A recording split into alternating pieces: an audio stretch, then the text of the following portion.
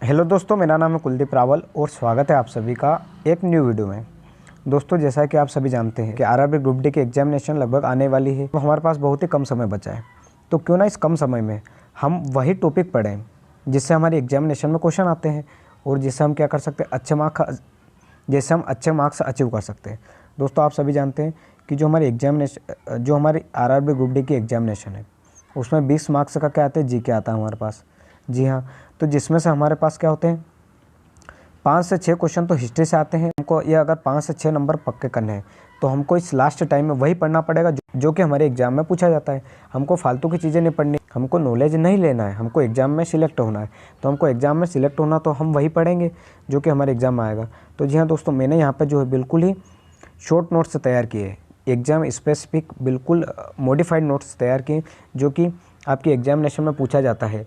और मैंने PYQ question को एनालाइज करने के बाद ये नोट्स तैयार किए। तो ये वाला जो वीडियो रहेगा उसमें हम सिंधु घाटी सभ्यता के बारे में देखेंगे और ये जो है बिल्कुल 3 से 4 पेज के नोट्स रहेंगे जो कि आपको याद करने में भी आसानी रहेगी और हम वही फैक्ट पढ़ेंगे जो कि एग्जाम में पूछा जाएगा। तो हमारा क्वेश्चन तो कहीं से भी बाहर नहीं होंगे। चलिए हम करते हैं वीडियो को स्टार्ट। दोस्तों, ये वाला जो इंडस वैली सिविलाइजेशन का जो वीडियो रहेगा इसमें हम जो रेलवे के जितने भी प्रीवियस ईयर क्वेश्चन है उसको भी सोल्व करेंगे। तो आपको सोल्व करने में मज़ा आएगा। चलिए ज़्यादा टाइम ना लेते हो क्योंकि टाइम बहुत कम बचा है, हम करते हैं वीडियो को स्टार्ट। दोस्तों, जो हिस्ट्री होती है, जस्ट मिनट मैं हाईलाइटर चेंज कर लेता हूँ। जो हिस्ट्री होती है दोस्तों वो होती है 3 टाइप की। आप सभी को पता है लेकिन मैंने नोट्स में लिख दिया तो मैं बता देता हूँ। एक होती है प्राचीन, एक होती है मध्यकालीन और एक होती है आधुनिक। ठीक है, तो आज के इस वीडियो में हम प्राचीन भारत का कौन सा इंडस वैली सिविलाइजेशन के बारे में पढ़ें। हम आगे आगे करके हिस्ट्री का सारा पोर्शन कंप्लीट कर लेंगे और एग्ज़ाम आने से पहले हम हिस्ट्री के जितने भी इंपॉर्टेंट क्वेश्चन बनते हैं वो सोल्व कर लेंगे जिससे आपका एक भी क्वेश्चन हिस्ट्री से बाहर ना जाए। दोस्तों, हमारे जो हिस्ट्री में मॉडर्न हिस्ट्री सबसे ज़्यादा इंपॉर्टेंट रहती है, लेकिन प्राचीन भारत से भी कोई बार क्वेश्चन बन जाते हैं तो हमको ये भी सोल्व करना होता है। चलिए अब हम देखते हैं तो चलिए हम जो डिस्कस करेंगे, जो एग्ज़ाम में आएगा वही हम डिस्कस करेंगे। देखिए, आपने अक्सर ये 2 टर्म अक्सर सुने होंगे, एक होता है प्राग ऐतिहासिक काल और एक होता है आद्य ऐतिहासिक काल। जी हाँ, कहीं ना कहीं तो आपने सुना होगा। तो दोस्तों बेसिकली इन दोनों का मतलब होता है, प्राग ऐतिहासिक काल का मतलब होता है नो रिटर्न। मतलब ये प्राग ऐतिहासिक काल में वो हिस्ट्री आती है जिसका कोई भी रिटर्न वर्णन नहीं मिलता है, मतलब लिखित के तौर पर हमको कोई भी वर्णन नहीं मिलता है, उसको हम क्या बोलते हैं, प्राग ऐतिहासिक काल बोलते हैं। ठीक है, दूसरा होता है आद्य ऐतिहासिक काल। आद्य ऐतिहासिक काल का मतलब होता है रिटर्न बट नॉट रेड, मतलब जिनका हमको लिखित तो वर्णन मिलता है लेकिन उसको हम पढ़ नहीं सकते, उसको हम बोलते हैं आद्य ऐतिहासिक काल। और जो हमारी सिंधु घाटी सभ्यता है ना, वही इसी के अंदर आते हैं। किसके अंदर? आद्य ऐतिहासिक काल। क्योंकि सिंधु घाटी सभ्यता में क्या हुआ, सिंधु घाटी सभ्यता में ऐसी लिपि लिखी गई जो हमको समझ में नहीं आ रही, लेकिन फिर भी हमने इसके बारे में पढ़ा कहाँ से, सिंधु घाटी सभ्यता के बारे में, क्योंकि इसमें बहुत सारे हमको ऐसे अवशेष मिले या बहुत सारे ऐसी मूर्तियाँ मिली या बहुत सारे ऐसे पेंटिंग मिले जिससे हमने अनुमान लगाया कि सिंधु घाटी सभ्यता कैसी हो सकती है। बाकी उसकी जो लिपि आज तक नहीं पढ़ी जा सकी। ठीक है, उसके बाद अगली जो इम्पोर्टेंट चीज़ है वो अक्सर आपने देखा होगा कि BC और AD। अक्सर आपने देख लिया होगा कि 1700 BC, 1800 AD। तो आखिर में ये क्या होता है, तो ये भी मैं आपको सिंपल सा बता देता हूँ, ज़्यादा इस पर भी हम डिटेल नहीं करेंगे। BC का मतलब होता है बिफोर क्राइस्ट। क्या होता है? Before Christ. ठीक है, और AD का मतलब होता है आफ्टर डेथ। क्या मतलब होता है AD का? After death. ठीक है, अब मैं समझा देता हूँ। ये जो 0 है ये होता है न्यूट्रल पॉइंट, मतलब यहाँ पर हुआ था जीसस क्राइस्ट जो है उनका बर्थ हुआ था। तो जब जीसस क्राइस्ट के बर्थ के बाद जो भी हमसे पूछेगा तो वो आता है AD में, वो जीसस क्राइस्ट के बर्थ से पहले पूछा जाएगा तो वो आता है BC में। तो जो हमारी सिंधु घाटी सभ्यता है उसका काल है 2500 BC, मतलब जीसस क्राइस्ट के जन्म से 2500 साल पहले, इसका मतलब ये होता है। और एनोडोमी मतलब उसके बाद वाला। ठीक है, हम डिटेल में बहस नहीं करेंगे क्योंकि एग्जाम में इससे नहीं क्वेश्चन पूछता है। जो हमारे एग्जाम में क्वेश्चन पूछता है वो हम पढ़ेंगे। तो दोस्तों, हमारे एग्जाम में यहाँ से क्वेश्चन आता है जो कि इंडस वैली सिविलाइजेशन है। बेसिकली जो इसका टाइम पीरियड है, मतलब जो काल, वो 2350 से 1750 माना गया है। लेकिन जो कई सारी NCERT की बुक्स होती है और जब मैंने रेलवे के प्रीवियस ईयर क्वेश्चन एनालाइज किया तो उसमें ऑप्शन आया 2500। तो अगर आपको ऑप्शन में आ जाए 2500 तो आपको 2500 लगाना। बेसिकली इसमें बहुत सारा डाउट है, कहीं कहीं 2350 है, कहीं कहीं 2500, तो हमको 2500 ऑप्शन पे क्लिक करना है। ठीक है, तो अब सिंधु घाटी सभ्यता के बारे में जो हमसे पॉइंट्स पूछ सकते हैं हम वही पढ़ेंगे। पहला होता है सिंधु घाटी सभ्यता को हम कहते हैं हड़प्पा की सभ्यता भी कहते हैं। अब इनको आप याद ही करना पड़ेगा, क्योंकि इसमें मैं समझा तो नहीं सकता, क्योंकि ये सारे फैक्ट है और ये आपको पढ़ना पड़ेगा, आपको थोड़ा बहुत मेहनत तो करनी पड़ेगी, क्योंकि नंबर ऐसे ही नहीं मिलेंगे दोस्तों। उसके बाद इसकी खोज करी थी 1921 में दयाराम साहनी ने, ठीक है, इतना भी हम पढ़ लेंगे। उसके बाद जो सिंधु घाटी सभ्यता, ये रावी नदी के किनारे पर है और यहाँ पर हमको पत्थरों की मूर्ति मिली है, ठीक है। आपको 4 चीज़ें ध्यान रखनी है। सिंधु घाटी सभ्यता को हम हड़प्पा की सभ्यता भी कहते हैं। इसकी खोज 1921 में दयाराम साहनी जी के द्वारा की गई थी। ये रावी नदी के किनारे पर है और यहाँ पर हमको पत्थरों की मूर्ति मिली है, ठीक है। अब कभी कभी एग्जाम में ये भी क्वेश्चन पूछ लेता है कि सिंधु घाटी सभ्यता किसके समकालीन थी। समकालीन से मतलब जिस समय हमारे देश में सिंधु घाटी सभ्यता चल रही थी, उस समय पूरे विश्व में और कौन कौन सी सभ्यता चल रही थी। तो दोस्तों उस समय विश्व में 3 सभ्यता चल रही थी। एक तो चाइना की सभ्यता, एक इराक की सभ्यता और एक इजिप्ट, जिसको हम बोलते हैं मिस्र, इसकी सभ्यता चल रही थी, ठीक है। तो हमको ये भी ध्यान रखना है। तो ठीक है, इस वाले जो पेज से हमको ये चीज़ें ध्यान रखनी है। क्या क्या? सिंधु घाटी सभ्यता को हड़प्पा की सभ्यता कहते हैं। 1921 में दयाराम साहनी जी ने इसकी खोज करी थी। यह रावी नदी के किनारे पर है और यहाँ पर हमको पत्थरों की मूर्ति मिली है। ये 3 सभ्यता के समकालीन थी। और एक चीज़ आपको ये भी ध्यान रखनी है कि जो सिंधु घाटी सभ्यता है, इसको हम कांस्य युगीन भी बोलते हैं। क्या बोलते हैं? कांस्य युगीन सभ्यता। क्योंकि ये भी क्वेश्चन आपके PYQ में बना है, तो मैं यहीं पे बता देता हूँ आपको, और हम PYQ क्वेश्चन सॉल्व करेंगे तो आगे हमको बन ही जाएगा। चलिए, अब उसके बाद जो हमारे इंपॉर्टेंट पॉइंट निकल के आते हैं जहाँ से हमको क्वेश्चन बनते हैं, तो वो ये वाला है। क्योंकि सिंधु घाटी सभ्यता में कभी कभी दिशा के बारे में पूछ लेता है कि सिंधु घाटी सभ्यता के पूर्व में कौन सा स्थान था, पश्चिम में कौन सा स्थान था, दक्षिण में या उत्तर में कौन सा स्थान था। तो ये भी हम याद कर लेंगे। देखिएगा, अगर पूछ लेता है सिंधु घाटी सभ्यता के पूर्व में कौन सा स्थान था, तो वो था आलमगीरपुर। क्या था? आलमगीरपुर, जो कि है उत्तर प्रदेश के अंदर है, ठीक है। फिर पूछ लेता अगर पश्चिम में, तो पश्चिम है सूत कांगेटार, जो कि पाकिस्तान में, अभी वर्तमान में पाकिस्तान में है। सूत कांगेटार बलूचिस्तान था पहले। उसके बाद नॉर्थ, जो उत्तर में है मादा, जो कि जम्मू और कश्मीर में है। और जो साउथ है दाइमाबाद, ये कहाँ पर है? महाराष्ट्र में। तो आपको ये याद रखना है, आलमगीरपुर, सूत कांगेटार, मादा और दाइमाबाद। 1-2 बार याद करोगे तो इजीली याद हो जाएगा, और याद करना पड़ेगा क्योंकि आपको नंबर लेने हैं भैया, ठीक है। अब उसके बाद यहाँ से भी क्वेश्चन बनते हैं कि भारतीय पुरातत्व का जनक किसे कहा जाता है। तो ये क्वेश्चन बहुत ही बार पूछा गया है। तो ये कहा जाता है दोस्तों एलेक्जेंडर कर्मिघम। क्या कहा जाता है? एलेक्जेंडर कर्मिघम। मैं इसको मिटा देता हूँ जिससे आपको एक बार ध्यान से देख सको। एलेक्जेंडर जो कर्मिघम है, एलेक्जेंडर कर्मिघम, उसको भारतीय पुरातत्व का जनक कहा जाता है, ठीक है। चलिए अब अगले पॉइंट पे चलते हैं। यहाँ से भी क्वेश्चन बनता है कि सिंधु घाटी सभ्यता में कौन कौन से पदार्थ खोजे गए थे। तो देखिएगा, एक तो तांबा खोजा गया था, एक चांदी खोजी गई थी, एक सोना खोजा गया था और एक कांसा खोजा गया था। इसके अलावा अगर पूछ ले कि क्या सिंधु घाटी सभ्यता में लोहा मिला, तो जी नहीं दोस्तों, लोहा नहीं मिला सिंधु घाटी सभ्यता में। तो अगर आपसे पूछ ले कि सिंधु घाटी सभ्यता में लोहा मिला, तो नहीं मिला, लेकिन वहाँ पर हल का उपयोग तो किया गया था। लेकिन हल किसके होते थे? लकड़ी के हल होते थे, लोहे के हल नहीं होते थे, ठीक है। उसके बाद आगे चलते हैं।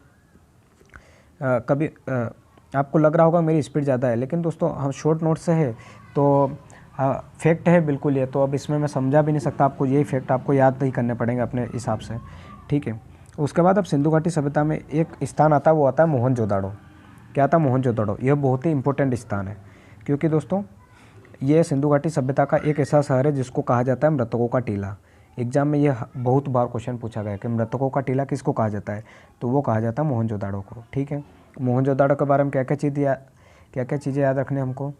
तो एक तो ये सिंधु घाटी के किनारे पर है और इसकी खोज करी थी राखालदास बनर्जी ने, बस ये चीज़ें याद रखनी है। इसकी खोज करी थी राखालदास बनर्जी ने, ठीक है। उसके बाद आता है चंदुहारो। क्या आता है? चंदुहारो। तो चंदुहारो भी सिंधु नदी के किनारे पर है। इसकी खोज करी थी गोपाल मजुमदार और मैके ने। लेकिन यहाँ पर एक खास चीज़ है कि यहाँ पर क्या, बिल्ली का पीछा करता हुआ कुत्ता हमको दिखाई दिया गया है, ठीक है। उसके बाद अगला स्थान है वो है कालीबंगा। तो कालीबंगा क्या है? ये घाघरा नदी पर है, राजस्थान के अंदर। ये जूते हुए खेत, यहाँ से हमको जूते हुए खेत की प्रतिलिपि मिली है, ठीक है। इसकी खोज करी थी ए घोष ने, और इसको तीसरी कैपिटल भी माना जाता था सिंधु घाटी सभ्यता का। किसको? कालीबंगा को, ठीक है। तो हमने 3 चीज़ें पढ़ी। एक तो मोहनजोदाड़ो पढ़ा, जो कि मृतकों का टीला कहा जाता है। उसके बाद चंदुहाड़ो पढ़ा, जहाँ पर बिल्ली का पीछा करता हुआ कुत्ता दिखा दिया, और कालीबंगा, जहाँ पर हमको जूते हुए खेत मिले हैं। हाँ, उसके बाद कुछ और महत्वपूर्ण स्थान में आता है लोथल आता है। ये मोस्ट इम्पोर्टेंट है, क्योंकि ये क्या था, सिंधु घाटी सभ्यता का एकमात्र बंदरगाह था, वो था लोथल, ठीक है। उसके बाद इसकी खोज करी थी SR राव ने और ये भोगवा नदी के किनारे पर है। हमको बस यही चीज़ें याद रखनी, ज़्यादा डिटेल में नहीं जाना, क्योंकि जो मैंने नोट्स ये PYQ क्वेश्चन को ध्यान में रख के बनाए, क्योंकि PYQ क्वेश्चन में जहाँ से क्वेश्चन पूछे गए मैंने नोट्स वहीं से बनाए हैं। ठीक है, उसके बाद अगला जो पॉइंट आता है वो बनवाली। बनवाली कहाँ पर है? बनवाली है हरियाणा में, जो कि सरस्वती नदी के किनारे पर है और इसकी खोज करी थी रविंद्र सिंह ने। बस यही चीज़ें याद रखनी। उसके बाद आता है रोपड़। रोपड़ क्या है? सतलज नदी के किनारे पर है। यहाँ पे क्या होता है, इसकी मेन चीज़ है कि यहाँ पे कुत्ते इंसान के साथ दफन होते थे। ठीक है, और इसकी खोज करी थी YD शर्मा ने।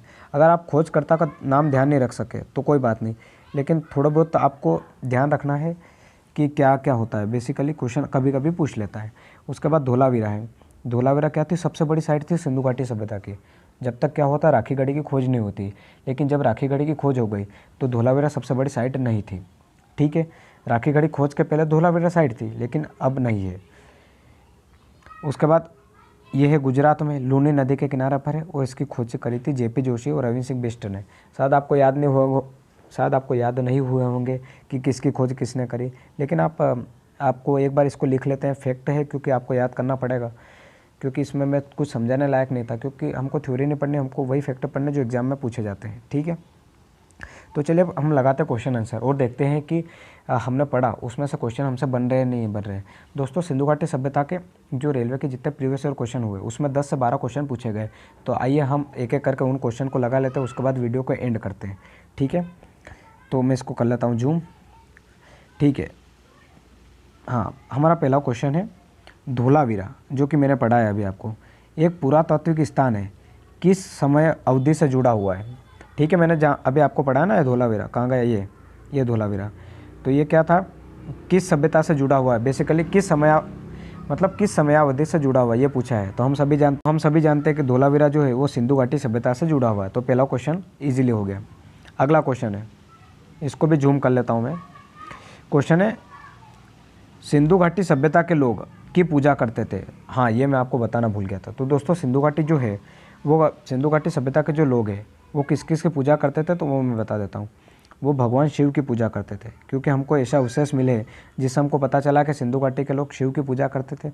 उसके बाद ये जो नंदी है इसकी भी पूजा करते थे, यहाँ से बेल भी मिले हमको।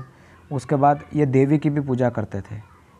ठीक है, तो आपको ये चीज़ें भी आपको ध्यान में रखनी है। उसके अलावा कबूतर वगैरह को भी पूछते थे, तो वो हमको आगे क्वेश्चन में आएगा।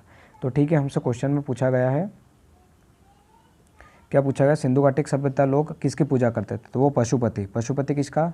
शंकर भगवान का ही एक रूप है पशुपति। तो पशुपति की पूजा करते थे। ठीक है, अगला क्वेश्चन है, हड़प्पा के लोग निम्न में से किस भगवान की पूजा नहीं करते थे? ठीक है, ये क्वेश्चन पूछ लिया। तो देखो, शिव की तो पूजा करते थे, ये मैंने बताया। कबूतर का भी आपको बताया।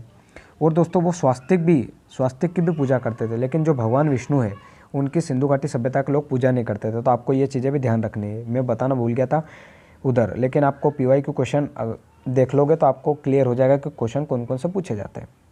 चलिए बढ़ते हैं अगले क्वेश्चन की तरफ। क्वेश्चन है, जो मोहनजोदड़ो है, जो अभी पढ़ा था अपन ने, मोहनजोदड़ो नाम का अर्थ मृतकों का टीला है। ये अभी हमने पढ़ा था। ये किस भाषा से लिया गया था? ये किस भाषा से लिया गया है? यही है मतलब। तो देखो, मोहनजोदड़ो कौन सी नदी किनारे पर था? ये था सिंधु नदी के किनारे पर। ठीक है, तो मोहनजोदड़ो जो शब्द है, जो मृतकों का टीला, ये सिंधी नदी से लिया गया है। कौन सी? सिंधी नदी से। ठीक है, सिंधी भाषा से लिया गया है। अगला क्वेश्चन, जो भारत का इतिहास है सिंधु घाटी सभ्यता के जन्म से शुरू होता है, जो लगभग अस्तित्व में आई थी। तो जो मैंने आपको बताया था कि सिंधु घाटी सभ्यता जो 2500 ईसा पूर्व माना जाता है। तो सिंधु घाटी सभ्यता 2500 ईसा पूर्व मतलब बिफोर क्राइस्ट। ईसा पूर्व मतलब बिफोर क्राइस्ट, मतलब जीसस क्राइस्ट के जन्म से पहले। तो 2500 आएगा इसका आंसर। उसके बाद अगला क्वेश्चन है, सिंधु घाटी सभ्यता की सबसे महत्वपूर्ण विशेषता क्या है? ठीक है, तो यहाँ का है, देखो यहाँ पे इसने पूछा है सबसे महत्वपूर्ण विशेषता। तो इसकी जो महत्वपूर्ण विशेषता वो है ईंट के बने भवन। ये याद रख लीजिएगा आप, सिंधु घाटी सभ्यता की महत्वपूर्ण विशेषता है ईंट के बने भवन। ठीक है, अगला क्वेश्चन है, सिंधु घाटी सभ्यता है। तो दोस्तों, ये क्वेश्चन लगभग बहुत बार पूछा गया है। तो मैंने बताया सिंधु घाटी सभ्यता है, लोह युगीन सभ्यता तो हो ही नहीं सकती, क्योंकि उस समय लोह की तो खोज हुई नहीं थी। ठीक है, तो कौन सी है? कांस्य युगीन सभ्यता। तो सिंधु घाटी सभ्यता को कौन सी? कांस्य युगीन सभ्यता कहा जाता है। उसके बाद अगला क्वेश्चन, निम्न में से कौन सा सिंधु घाटी सभ्यता का महत्वपूर्ण स्थान नहीं है? ठीक है थोड़ा ब्लर हो गया, उसके लिए सॉरी। तो मैं आपको बता देता हूँ, ये यहाँ पे लिखा है कालीबंगा, यहाँ लिखा है मोहनजोदाड़ो, यहाँ लिखा है हड़प्पा और यहाँ लिखा है आजमगढ़। तो हम सभी जानते हैं कि कालीबंगा सिंधु घाटी सभ्यता का स्थान था, मोहनजोदाड़ो था, हड़प्पा था, लेकिन आजमगढ़ नहीं था। तो इसका आंसर आ जाएगा आजमगढ़। ठीक है, अगला क्वेश्चन है, जूम कर लेते हैं इसको भी। सिंधु घाटी सभ्यता वर्ष पुरानी है और दक्षिण में गंगा घाटी के निचले व उत्तर में मालवा तक फैली हुई है। तो भैया सिंधु घाटी सभ्यता कितने वर्ष पुरानी है? तो दोस्तों ये आएगी 3000 ईसा पूर्व, क्योंकि सिंधु घाटी जो सभ्यता है वो 2500 ईसा पूर्व में है। तो 2500 के आसपास कौन सा है? 3000। तो इसका आंसर आएगा 3000। अगला क्वेश्चन है, इसको कर लेते जूम। हाँ, क्वेश्चन है, हड़प्पा सभ्यता 2300 BC के आसपास विकास किया था, आज उन्हें हम क्या कहते हैं? तो भैया जो हड़प्पा की सभ्यता है वो भारत और चीन के आसपास की सभ्यता थी। किसकी? भारत और चीन पे। तो हड़प्पा सभ्यता बेसिकली भारत और चीन में ही देखी गई थी। ठीक है, तो दोस्तों ये हमारा टेस्ट पूरा हुआ और हमने थ्योरी पढ़ ली, उसके बाद PYQ क्वेश्चन भी लगा लिए। तो उम्मीद करता हूँ यहाँ से तो आपके क्वेश्चन बाहर नहीं जाएंगे।